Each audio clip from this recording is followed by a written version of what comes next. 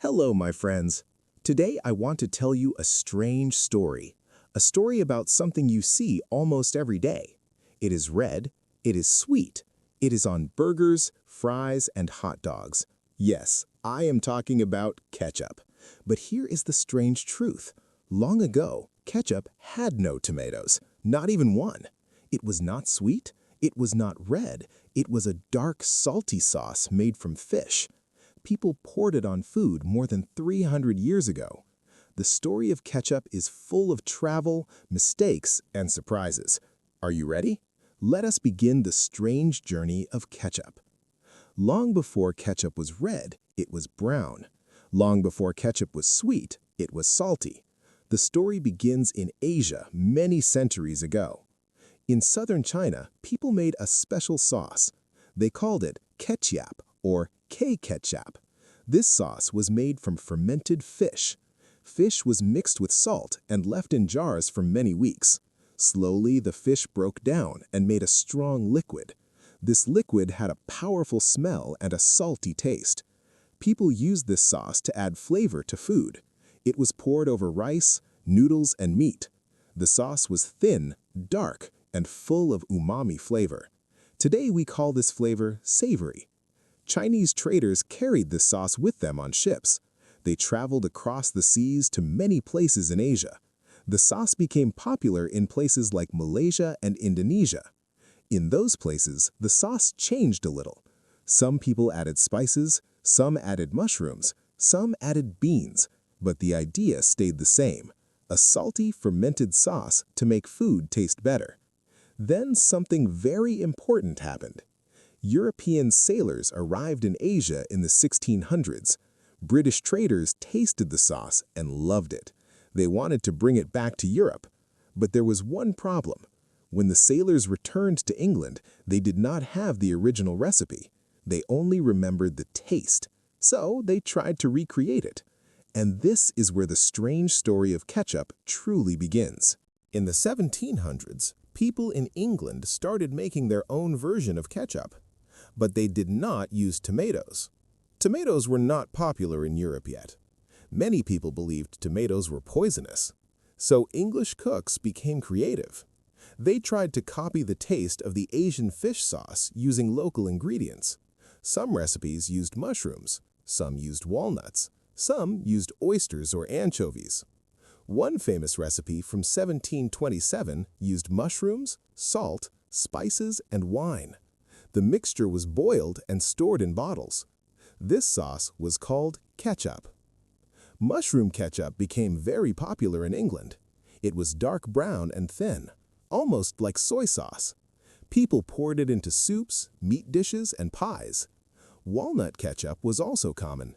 Green walnuts were crushed and mixed with vinegar, spices, and salt. The sauce had a strong flavor. Even though these sauces were called ketchup, they looked nothing like modern ketchup. They were dark, they were salty, and they were not sweet. Cookbooks from the 1700s and early 1800s show many ketchup recipes. Some included beer, some included shallots, some even included fish. Ketchup at this time was more like a seasoning sauce. It helped food taste stronger and richer. But still, there was no tomato ketchup.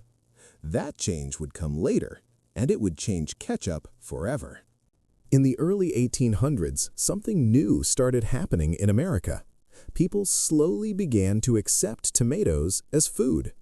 Farmers started growing them more often. Tomatoes were cheap, juicy, and full of flavor. Soon, cooks began experimenting with them. In 1812, a scientist and writer named James Meese created one of the first tomato ketchup recipes. He mixed tomatoes with spices and brandy. For the first time, ketchup was made with tomatoes. But early tomato ketchup had problems. Tomatoes spoiled very quickly. Without refrigeration, the sauce could go bad fast. Some producers added dangerous chemicals to stop the spoilage. These chemicals could make people sick. Many ketchup bottles also separated into thick and watery parts. Sometimes mold grew inside. People loved the taste, but did not trust the product. the future of ketchup looked uncertain. Then, a businessman would change everything. His name was Henry Heinz, and his idea would make ketchup safe, popular, and famous around the world. In the late 1800s, an American businessman named Henry Heinz started selling food products. He believed food should be clean, honest, and high quality. At that time, many food companies hid their products in dark bottles. Customers could not see what was inside. Henry Heinz did something different. He used clear glass bottles. He wanted people to see the ketchup. He wanted them to trust it. But that was not his only improvement. Heinz changed the recipe. He used ripe tomatoes, vinegar, sugar, and special spices.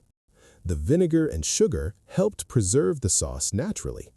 This meant he did not need harmful chemicals. His ketchup tasted sweet, tangy, and rich. People loved it. In 1876, the Heinz Company officially introduced tomato ketchup. Soon, bottles of Heinz ketchup were traveling across America. Restaurants started serving it with fries and burgers.